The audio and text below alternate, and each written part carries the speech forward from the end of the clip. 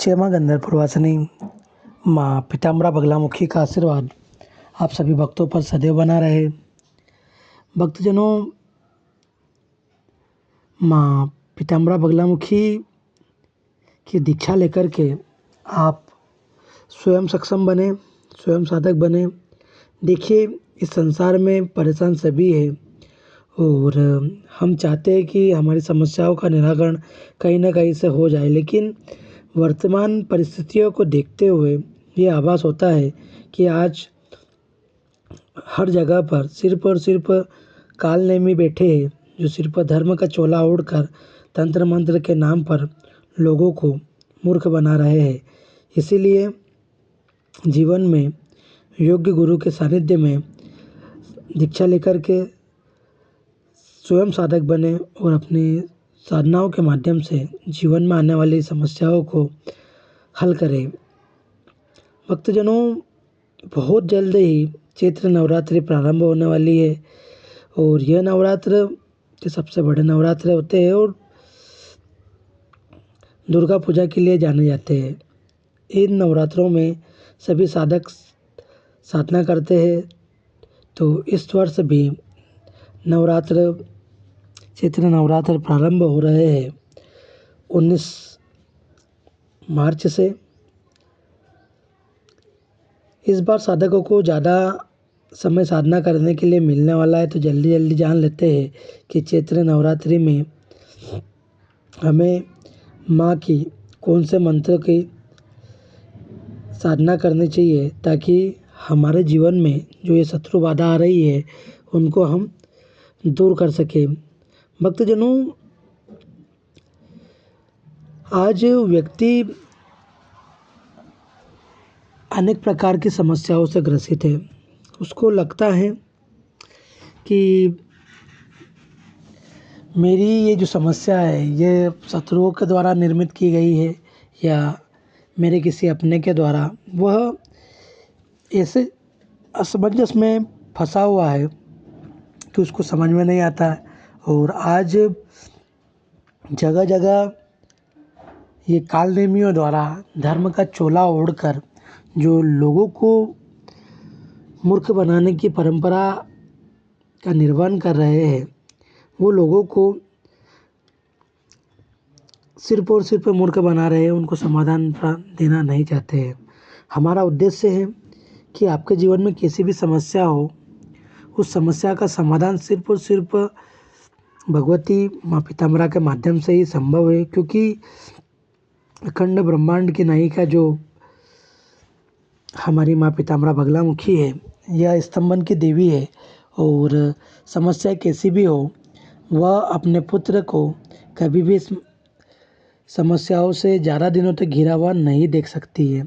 इसीलिए जब साधक निर्मल भाव से, निस्वार्थ भाव से माँ के सारे चरणों में समर्पित होता है दीक्षित होकर के, तो जब साधक साधनाओं को करता है तो माँ धीरे धीरे उसके जीवन के कष्टों को स्तंभित करने लगती है। देखिए, कभी भी कोई सा कष्ट खत्म नहीं होता है, आप इस चीज़ को समझिए।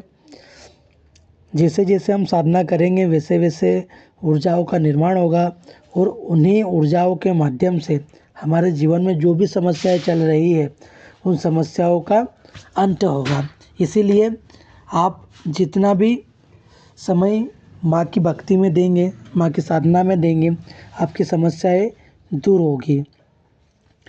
चैत्र नवरात्रि आने वाली है, उसके पहले अगर आप माँ की दीक्षा लेकर के साधना आराधना करते हैं तो निश्चित रूप से आपके जीवन में जो भी समस्याएं आ रही है उनका हल किस प्रकार से आपको करना है, या कोई सा कैसा भी शत्रु हो उसको किस प्रकार से स्तंभित करना है, ये कार्य माँ के ऊपर छोड़ करके आप माँ की साधना करने के मार्ग पर आगे बढ़िए।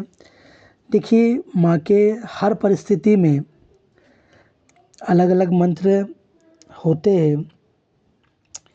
जैसी आपकी समस्या रहती है उसी प्रकार से आपको मंत्र प्रदान किया जाता है और उसी मंत्र के माध्यम से जब आप अपने साधनाओं को आगे बढ़ाते हैं और आप ऊर्जाओं को प्राप्त करते हैं तो निश्चित रूप से आपको सफलता भी प्राप्त होती है।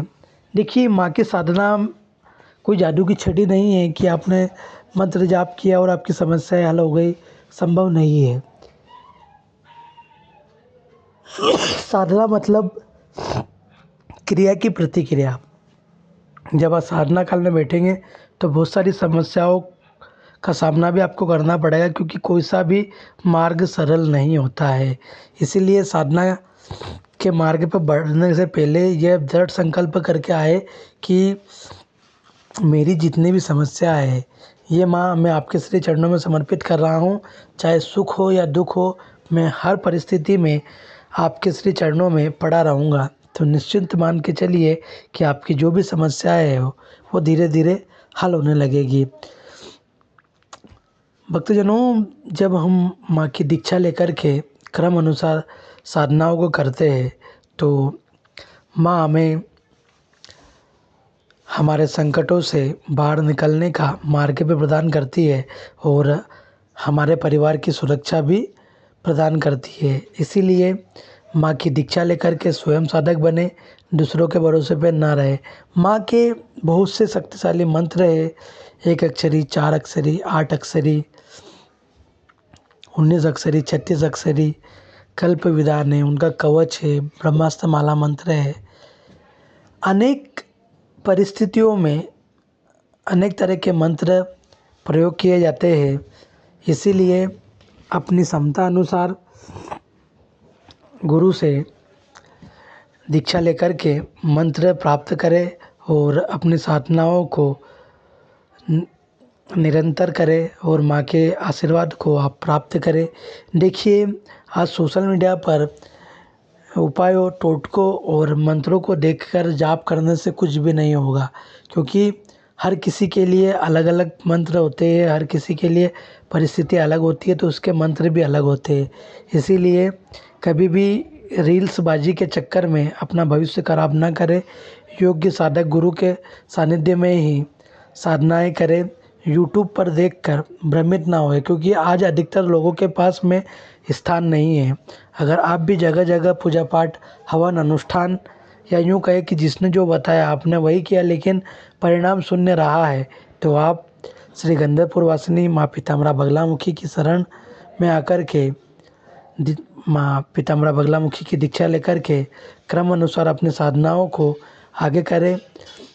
अगर आप माँ बगलामुखी की दीक्षा लेना चाहते हैं तो श्री ब्रह्मास्त्र महाविद्या माँ बगलामुखी मंदिर गंधर्वपुरी पर संपर्क करें। जय माँ बगलामुखी, जय श्री महाकाल।